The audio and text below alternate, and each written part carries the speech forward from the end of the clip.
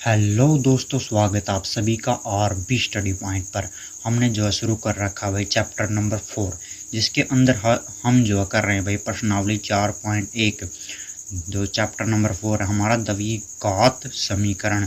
द्विघात समीकरण जो है इसका हम जो है पहला सवाल जो है हम कर चुके हैं कि द्विघाती समीकरण होती क्या है। इसके अंदर आज जो है हम जो है पढ़ेंगे सवाल नंबर 2 के बारे में। जो है दिया क्या रखा हमें देखिए, वो आप देख लीजिए। निम्न स्थितियों को द्विघात समीकरणों के रूप में लिखें। तो इस तरह से हमें जो है दे रखा है भाई, इसको हमें जो है द्विघात समीकरण के रूप में लिखना है।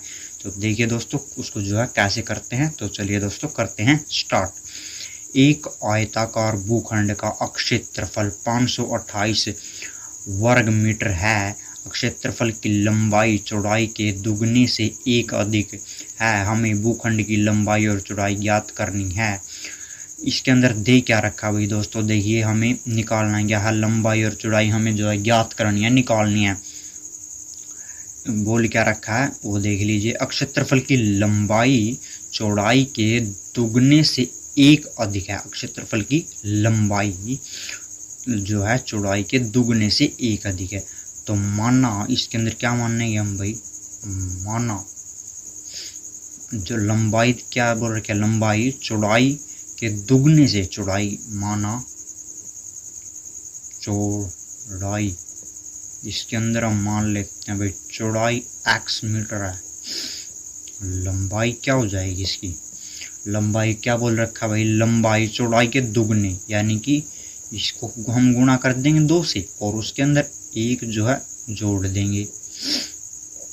अब मीटर में है ये, ठीक है भाई। हमें भूखंड की लंबाई और चौड़ाई ज्ञात करनी है। आयत की जो है, आयत का क्षेत्रफल होता क्या है, आयत का क्षेत्रफल आयत का क्षेत्रफल होता क्या है, लंबाई गुणा में चौड़ाई, लंबाई गुणा में चौड़ाई। तो इसकी लंबाई ये दे रखी 2x जमा 1 मीटर और जो चौड़ाई है x मीटर। तो आयत का क्षेत्रफल कितना है, 528 वर्ग मीटर। तो 2x जमा 1, 2x जमा 1 और गुणा में x बराबर कितना है, 528। तो 2x का स्क्वायर वर्ग जमा x और 528 को हम जो है इस साइड लेकर आएंगे। 528 भाई हमारा हो गया घटा का, 528 बराबर 0। 528 और जो है बराबर में 0। अब देख लीजिए दोस्तों हमें जो है बोलना क्या गया था, हमें सिर्फ इसके अंदर बोलना गया था कि निम्न स्थितियों को द्विघात समीकरण के रूप में लिखिए। द्विघात यानी कि जिसकी घात 2 हो, द्विघात। इसके अंदर ये देख लीजिए हमें जो है घात 2 मिल गई, तो द्विघात समीकरण के तौर पर हमने जो है लिख दिया। सिर्फ इसके अंदर सिर्फ यहीं तक जो है करना था हमें।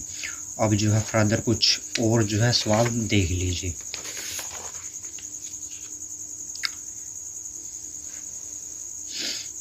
देखिए दोस्तों, 2 क्रमागत धनात्मक पूर्णांकों का गुणनफल 306 है। 2 क्रमागत धनात्मक पूर्णांकों का गुणनफल कितना है, 306। माना पहला क्रमागत धनात्मक पूर्णांक कितना मान लिया हमने भाई, पहला मान लिया x और दूसरा मान लिया भाई, दूसरा क्रमागत बोला गया x जमा 1। जैसे 1 के बाद 2 आता है ना, तो उसी प्रकार क्रमागत क्रम 1 2 3 क्रम के अनुसार। तो पहला मान लिया x, दूसरा मान लिया x जमा 1। अब उनका गुणनफल यानी कि उनकी दोनों की गुणा, x गुणा में x जमा 1 की गुणा कितनी दे रखी है, 306। तो अब जो है इनकी गुणा कर दीजिए, इसकी गुणा इसके साथ और इसकी गुणा इसके साथ। तो जो है x का स्क्वायर आ गया, x का वर्ग आ गया और x और जम बराबर है 306। 306 हम जो है इस साइड लेकर आएंगे तो इसका जो है निशान बदल जाएगा, 306 बराबर 0। ये भी जो है हमें क्या मिल गया भाई, द्विघाती जो है समीकरण हमें मिल गई। इसकी घात 2 है तो हमें जो है द्विघाती समीकरण मिल गई। अब और देख लीजिए,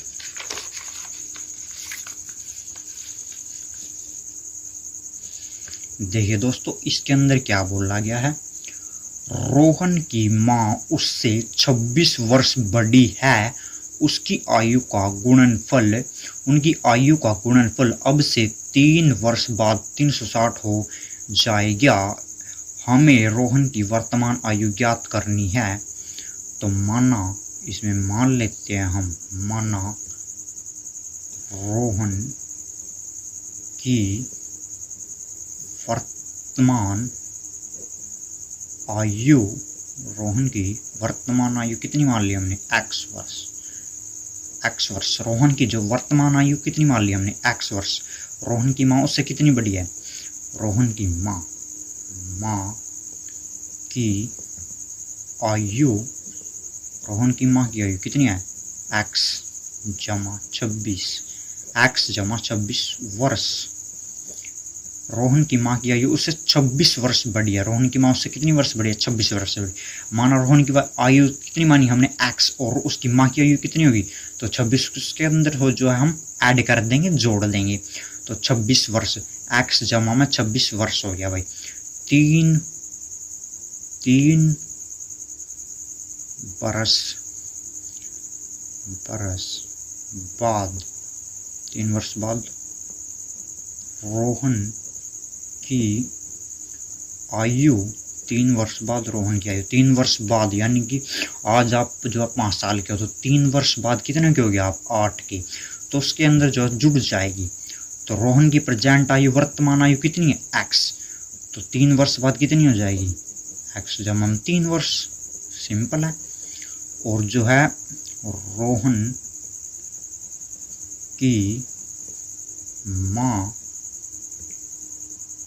की आयु कितनी हो जाएगी भाई, x जमा, ये अब प्रेजेंट टाइम में कितनी है रोहन की माँ की आयु, x जमा 26 है, तो x जमा कितना हो जाएगा भाई, इसके अंदर 3 और ऐड कर देंगे हम, x जमा 29 वर्ष हो जाएगा। ठीक है। अब क्या बोला गया है भाई, अब से 3 वर्ष बाद 360 हो जाएगी। अब इनका जो है गुणनफल, उनकी आयु का गुणनफल अब से 3 वर्ष बाद 360 हो जाएगा। तो देख लीजिए दोस्तों, अब इनका गुणनफल जो है कर देते हैं भाई, 360 बराबर में है, इसकी गुणा मैंने जो पिछली वीडियो में आपको बिल्कुल अच्छे से समझा रखी है, वो आप लोगों को आती होगी, फिर भी मैं जो है बता देता हूँ करना क्या है इसके अंदर। बेसिकली इसकी गुणा इस सारे के साथ कर देंगे, फिर इस वाले की गुणा इस सारे के साथ कर देंगे हम, x² जमा 29x और जमा जो है 3x और कितना आ जाएगा भाई, 87 और ये 360 उधर है ही, कितना हो जाएगा भाई, ये 32x और ये 360 और जो जाएगा 87 और ये बच गया भाई हमारे पास कितना, 273 आ गया भाई हमारे पास। x का वर्ग जमा 32x और इसको जो है हम जो है इस साइड लेकर आएंगे तो घटा का हो जाएगा, ये निशान बदल गया इसका, बराबर 0। ये जो समीकरण हमें मिल गई, हमें सिर्फ द्विघाती समीकरण निकालनी थी, वो जो हमें मिल गई आसानी से। रोहन की माँ उससे 26 वर्ष बड़ी है, उनकी आयु का गुणनफल अब से 3 वर्ष बाद 360 हो जाएगा। हमें रोहन की वर्तमान आयु ज्ञात करनी है। तो मानना रोहन की वर्तमान आयु कितनी मान ली हमने, x, और उसकी माँ की आयु कितनी होगी, उसके रोहन की आयु के अंदर हमने जो 26 को जो जोड़ दिया, तो x जमा में 26 वर्ष और 3 वर्ष बाद दोनों की आयु 3 वर्ष बाद अब जो है रोहन गई। अब जो वर्तमान समय में कितनी x, तो x के अंदर जो हमें 3 जोड़ दिया और रोहन की माँ कितनी थी x जमा में 26 और इसके अंदर भी हमने जो 3 जोड़ दिया। अब इनके गुणनफल बोल रखा था तो गुणनफल इन दोनों का गुणनफल निकाल दिया हमने जो 360 के बराबर रख दिया, जो कि इसमें बोला गया था 360 के बराबर है।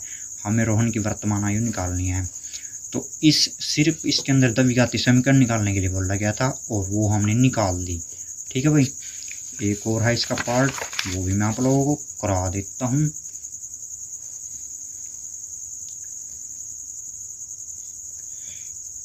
एक रेलगाड़ी 480 किलोमीटर की दूरी तय करती है। यदि इसकी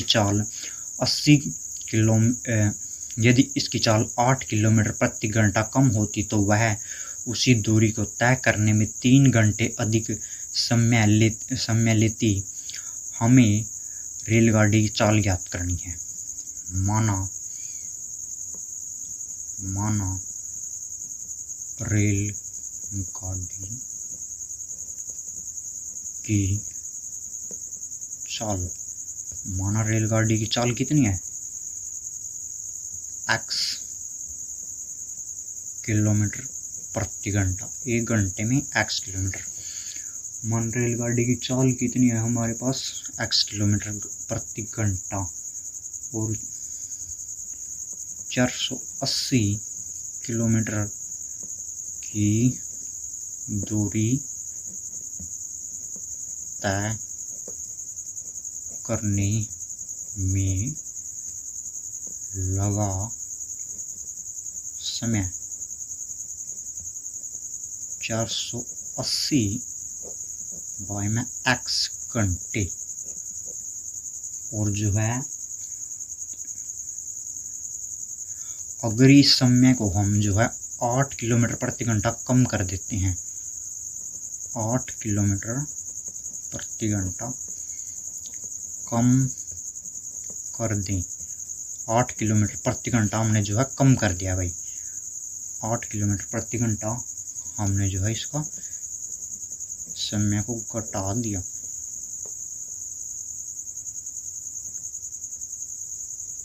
8 किलोमीटर प्रति घंटा वो घटा दिया भाई इसके समय को, तो दूरी तय करने में कुल जो है और जो यही जो है 480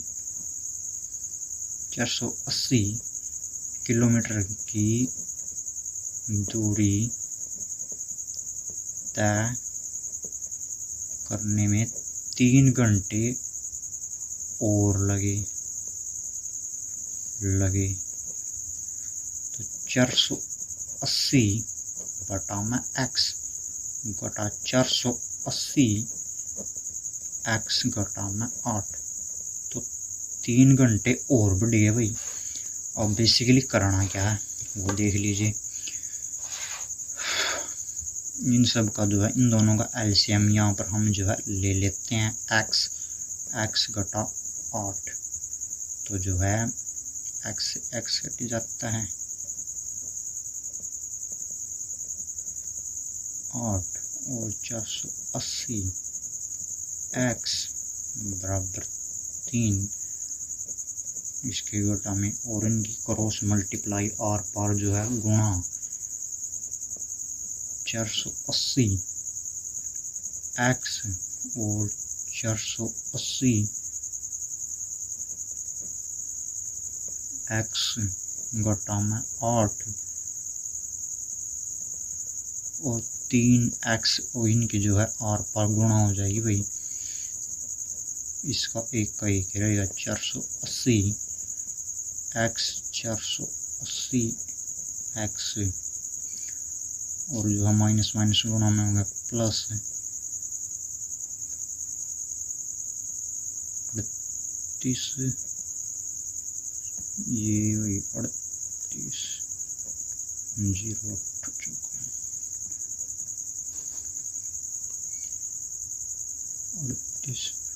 38 40 और जो है भाई 3x का स्क्वायर 24, इससे ये जो है कैंसिल हो जाता है भाई। 3x की स्क्वायर 24 और जो है इसको हम जो है उस साइड जो है लेकर जाएंगे। एक्स हो जाएगा, इसके साथ भी एक घटा का 38-40। इसके अंदर से हम जो है 3 जो है कॉमन ले सकते हैं।